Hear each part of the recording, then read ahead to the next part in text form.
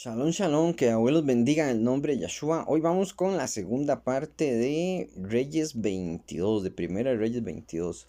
En este capítulo vamos a continuar con la muerte de Acab. Ya vimos la primera parte. En la primera parte, Acab es, seducido realmente por sus profetas. Estos 400 profetas, que son profetas que han sido engañados, se dice que pueden ser profetas de Yahweh, yo creo que no, que realmente eran profetas de él, que eran profetas que le pertenecían a él y le decían las cosas que él quería escuchar para sentirse mejor. Pero no importa si 400 personas le dicen a usted que usted va por buen camino siempre y cuando Yahweh no lo apruebe. Y Yahweh no aprobaba a Acab, estaba en contra de Acab.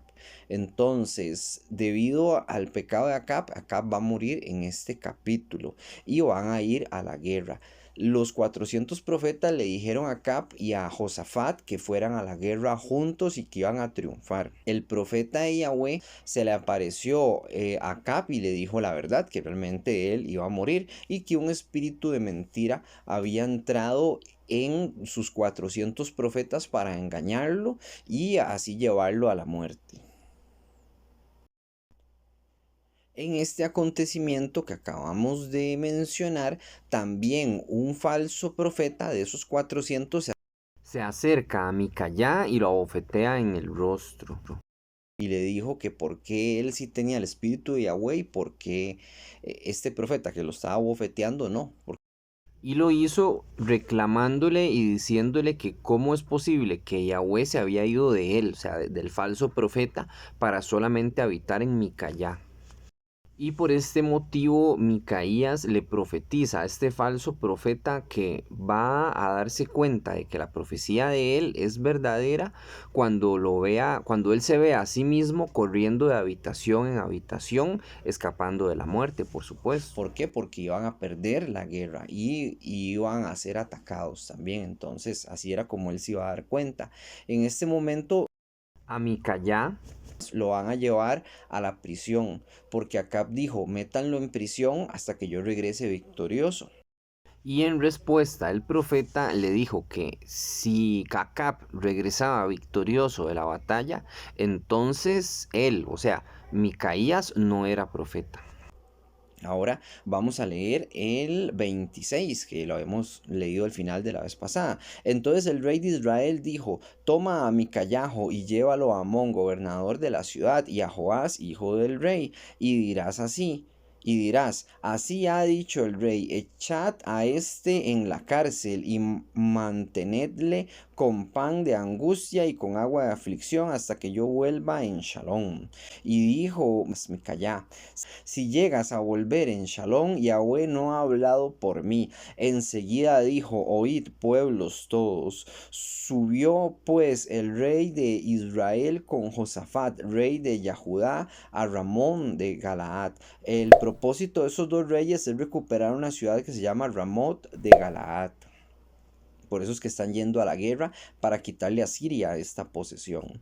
Dice en el 30, y el rey de Israel dijo a Josafat, yo me disfrazaré y entraré en batalla, y tú ponte tus vestidos. Y el rey de Israel se disfrazó y entró en batalla. El propósito del rey de Israel al entrar disfrazado era no convertirse en un blanco. ¿Por qué? Porque si alguien ve al rey en la batalla, lo primero que van a desear hacer es matarlo. Y si matan al rey, todo el pueblo se va a desanimar y así es más fácil pues ganar la batalla. Puede que todos se retiren y eso cause desorden en las filas. Entonces el rey de Israel prefirió ir como un soldado común y corriente, mientras Josafat sí entró a batalla vestido como un rey, con sus ropas reales, que no sabemos cómo era que vestían, pero probablemente pues unas ropas especiales o una armadura mejor todavía que la de un soldado raso, un soldado común. Dice en el 31, mas el rey de Siria había mandado a sus 32 capitanes de los carros, diciendo, no peleéis ni contra grande ni contra chico, sino solo contra el rey de Israel. El rey de Siria, el plan de él era matar al rey de Israel apenas lo vieran. Y dice que mandó a 30 a 32 capitanes en carros. Estos 32 capitanes que iban en carros tenían el propósito único de matar al rey de Israel, pero no sabían quién era ya que iba disfrazado. Dice en el 32, cuando los capitanes de los carros vieron a Josafat, dijeron, ciertamente este es el rey de Israel, y vinieron contra él para pelear contra él, mas el rey Josafat gritó. Viendo entonces los capitanes de los carros que no era el rey de Israel, se apartaron de él.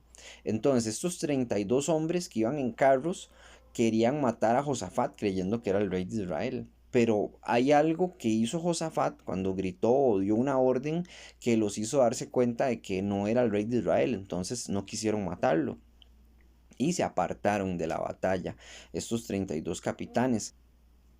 Entonces en el 34 dice así, y un hombre disparó su arco a la aventura, dicen algunos textos, aquí dice sin fijarse, a la aventura e hirió al rey de Israel por entre las junturas de la armadura, por lo que dijo él a su cochero, da la vuelta y sácame del campo, pues estoy herido. Tenemos que el rey de Israel iba en un carro también, en un coche. Y un hombre simplemente tiró una flecha a ver a quién golpeaba con la flecha. Y de casualidad, que no es casualidad por supuesto, atravesó las hendiduras que tiene la armadura y le dio en un costado. Y esta herida va a ser la que mate a Cap. Esta fue la sentencia que Yahweh le había puesto.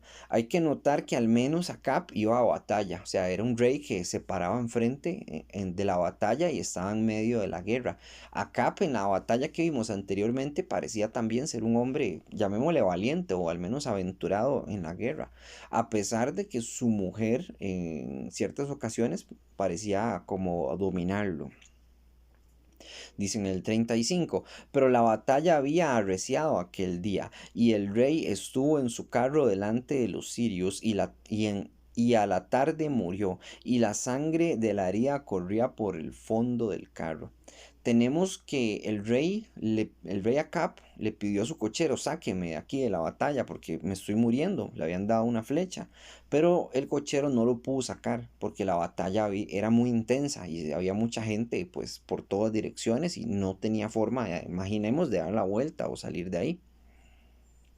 Esto lo que causó fue que Acab se desangrase lentamente y empapó el fondo del carro en el que él andaba. En el 36. Y a la puesta del sol salió un pregón por el campamento, diciendo cada uno a su ciudad y cada uno a su tierra.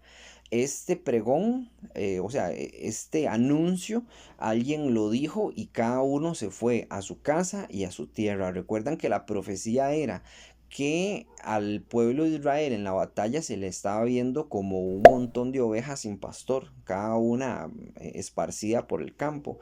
Eso fue lo que dijo Micaías y así fue como sucedió. Vea que aquí hay un pregón que está diciendo cada quien váyase para su casa. Y todo el mundo agarró y se fue para la casa y dejaron la batalla en eso. ¿Verdad? O sea, los sirios ganaron, en pocas palabras. En el 37, murió pues el rey y fue traído a Samaria y sepultaron al rey en Samaria. En Shonrom, que es de Samaria, la capital de las 10 tribus de Israel. Tenemos que el rey ha muerto, el rey Acab, y el rey va a ser sepultado. Yahweh le había permitido a Acab ser sepultado, pero a su descendencia no. Eso lo podemos leer en la profecía que se le da a Acab y una maldición que se le da a Acab de que él iba a morir. Y Acab, cuando se le dio esa maldición, entonces se arrepintió. Entonces Yahweh le permitió no ver la destrucción que venía para las 10 tribus de Israel mientras él vivía, pero sí estaba sentenciado a muerte. Y dijo que sus hijos no iban a ser sepultados ninguno. En este caso, Acab sí va a ser sepultado, porque la maldición era para su descendencia, no directamente para él. O sea, es maldito Acab, por supuesto, pero la maldición de no ser sepultado, eso no le toca a él. Porque se arrepintió. Dice en el 38, y lavaron el carro en el estanque de Samaria, y los perros lamieron su sangre, y también las rameras se lavaban allí conforme a la palabra que Yahweh había hablado. Yahweh había dicho que en el mismo lugar donde mataron a Nabot, ¿Recuerdan? Nabot, que tenía una viña de uvas, o que, bueno, una viña de uvas. Él tenía esa viña y Acab se la robó y mataron con mentiras a Nabot y lo apedrearon ahí, en este mismo lugar en el que estamos mencionando. Y dice Yahweh que ahí iban a lamer la sangre los perros. Entonces, cuando Acab se dio cuenta de eso, entonces Yahweh le permitió morir y ser sepultado. Pero aún así, la profecía que dijo Yahweh, que la sangre de él iba a llegar hasta ahí, llegó. Pero llegó en el carro en el que él andaba, porque el carro estaba empapado la sangre de él. Y lavaron el carro ahí y los perros llegaron a lamer la sangre. Y dice que las prostitutas también se lavaban en esta fuente de Samaria, ¿verdad? Entonces así se cumplió la palabra de Yahweh y también se volvió a cumplir con el hecho de permitirle ser enterrado. Porque primero Yahweh lo maldijo diciéndole que se lo iban que lo iban que la sangre de él la iban a lamer los perros. Pero en el mismo lugar que mataron a Nabot. Pero vea que él no murió ahí en ese estanque. O sea, probablemente la profecía de Yahweh iba a ser diferente, pero como él se arrepintió, se le permitió ser enterrado, que eso ya es mucho, ¿verdad? Para un israelita no ser enterrado es una maldición. Entonces dicen el 39. Y el resto de los hechos de Acab y todo lo que hizo y la casa de marfil, oiga, marfil, que construyó y todas las ciudades que edificó, ¿no está escrito en el libro de las crónicas de los reyes de Israel? Tenemos que este libro, las crónicas de los reyes de Israel y las crónicas de los reyes de Yahudá, se perdió. Son libros que se extraviaron. Y aquí mismo dice, no está escrito en el libro las crónicas de los reyes. O sea, vayan y léanlo allá. Si quieren saber más de acá, léanlo ahí. Es lo que está diciendo este texto, este resumen, porque esto es un resumen, lo que estamos leyendo. Este, y este libro, por desgracia, se perdió cuando entró Roma y destruyó el templo. Bueno, mató un montón de israelitas que vivían en Israel, valga la redundancia.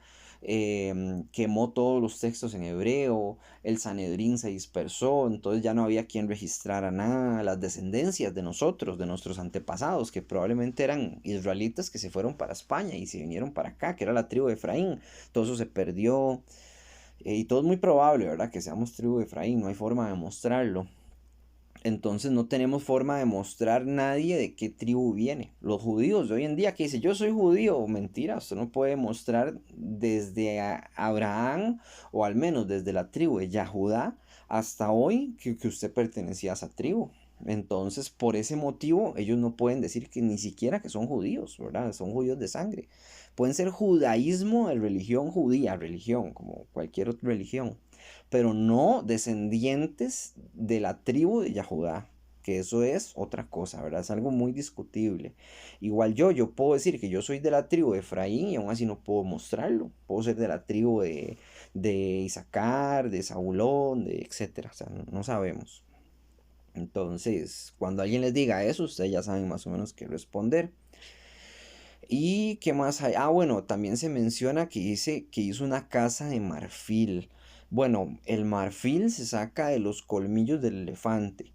También el marfil se puede sacar del rinoceronte, del colmillo del rinoceronte o de otros animales y cuesta muchísimo construirlo. Dice que hizo una casa de marfil. O sea, ¿cómo hace alguien para hacer una casa de marfil?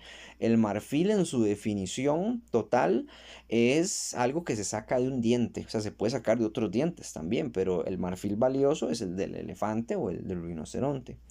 Y francamente no sé cómo hizo para hacer una casa de marfil, o sea, que tanto tuvo que invertir y no sabemos cómo lo consiguió porque eso está escrito en las crónicas de los reyes de Israel, como dice aquí.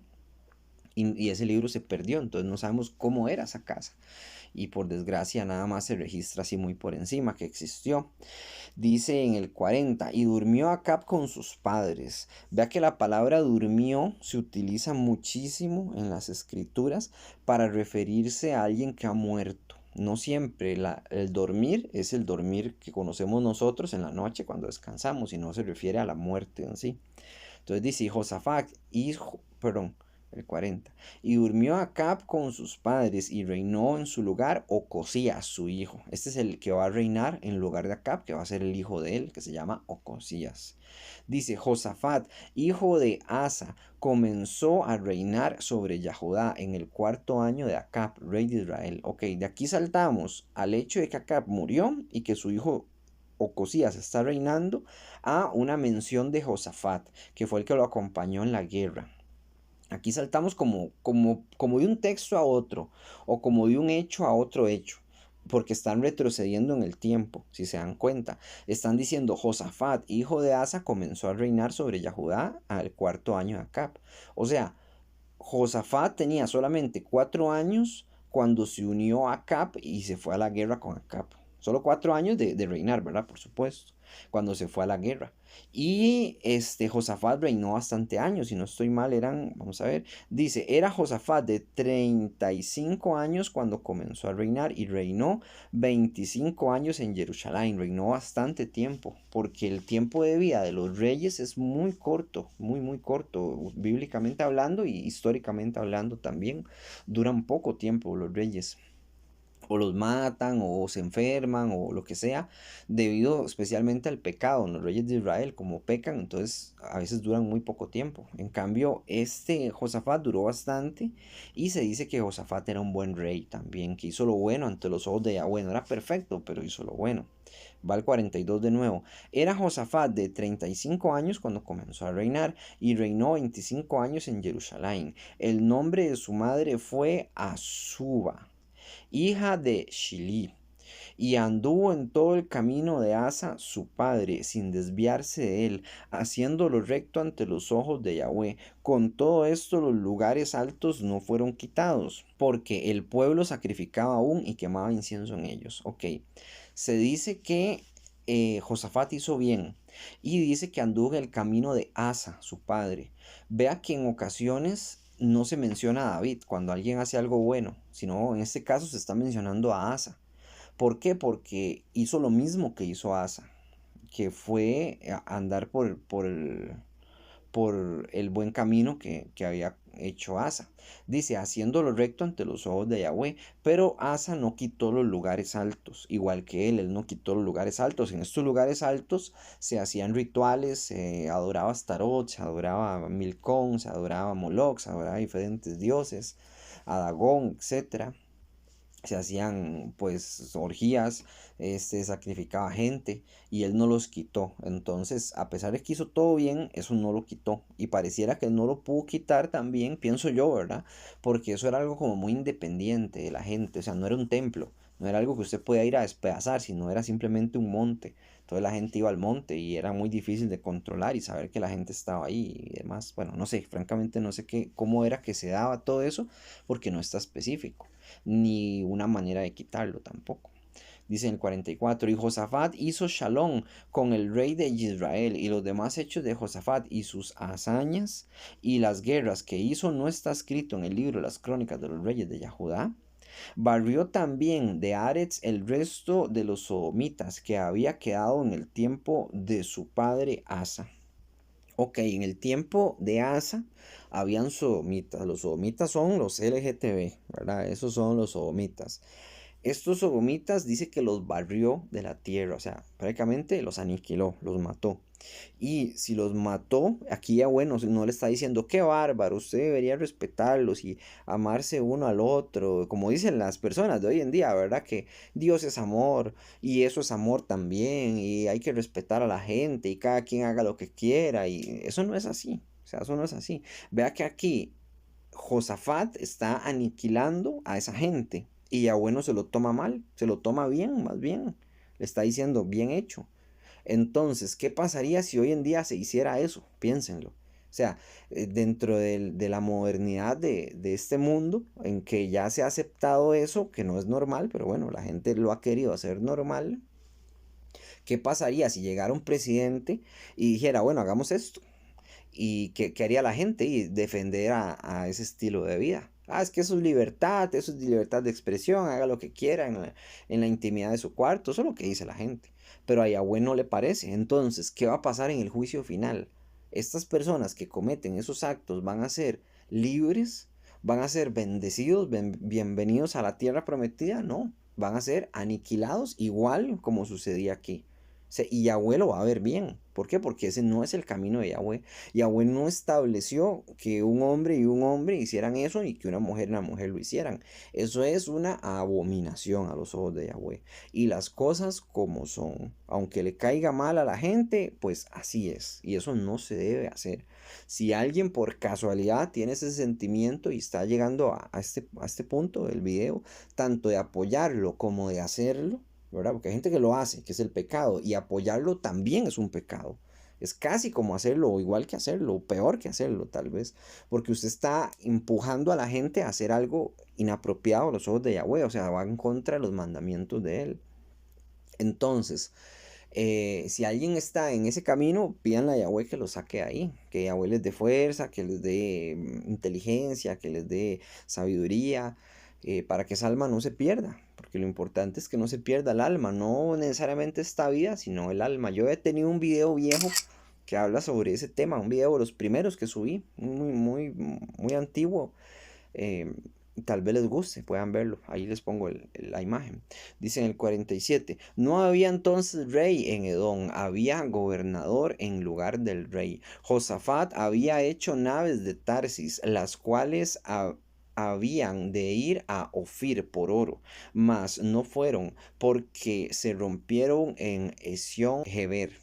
Tenemos que Josafat había hecho unas naves, o sea, unos barcos, y estos barcos eran para ir a recoger oro en Ofir, que se menciona varias veces en la Biblia que el oro de Ofir es un oro muy puro, un oro muy bueno.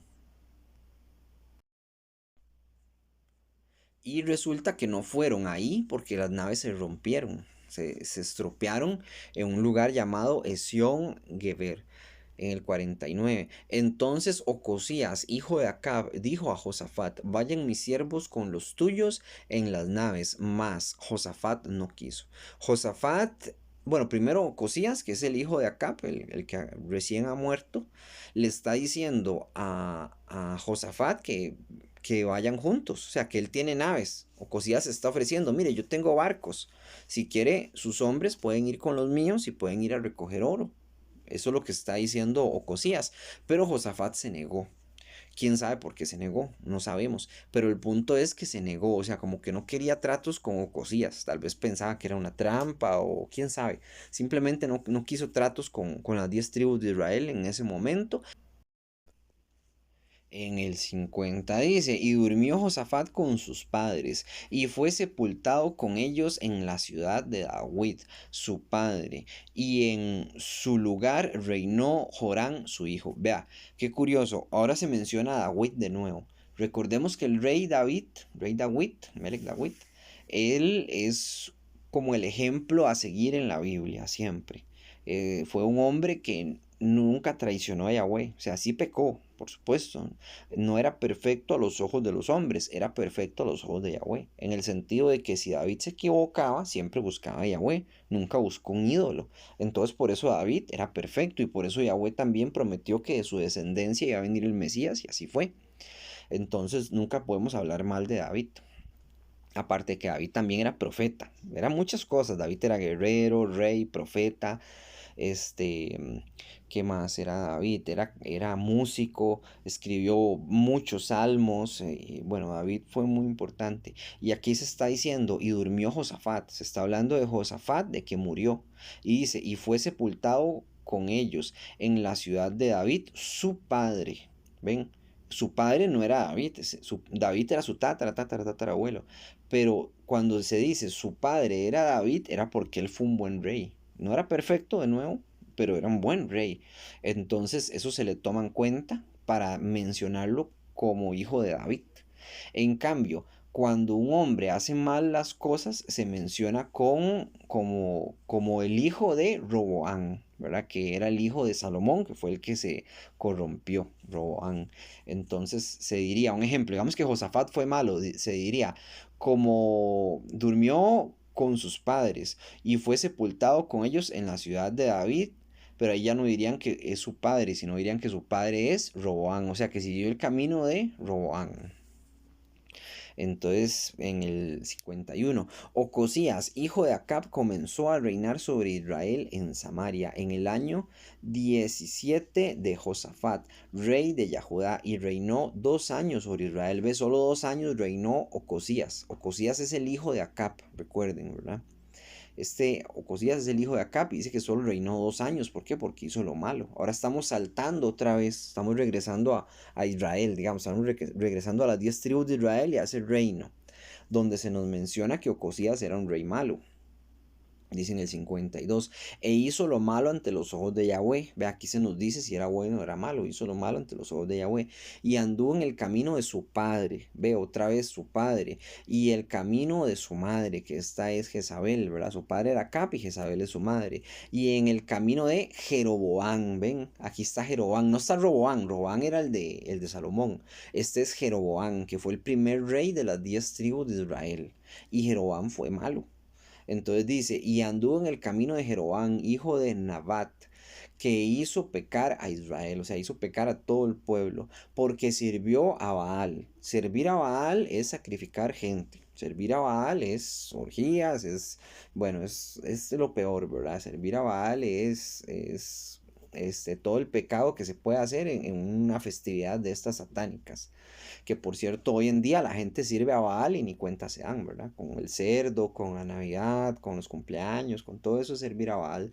Tal vez de una forma reducida, porque ahí eran como más descarados, pero aquí también se hace. Entonces dice, porque sirvió a Baal y lo adoró, y provocó a ira a Yahweh Elohim de Israel, conforme a todas las cosas que había hecho su padre. Y ahora sí, aquí termina el texto. Espero que les haya gustado, que les haya servido, que Yahweh los bendiga en el nombre de Yeshua. Shalom, Urahot, paz y bendiciones.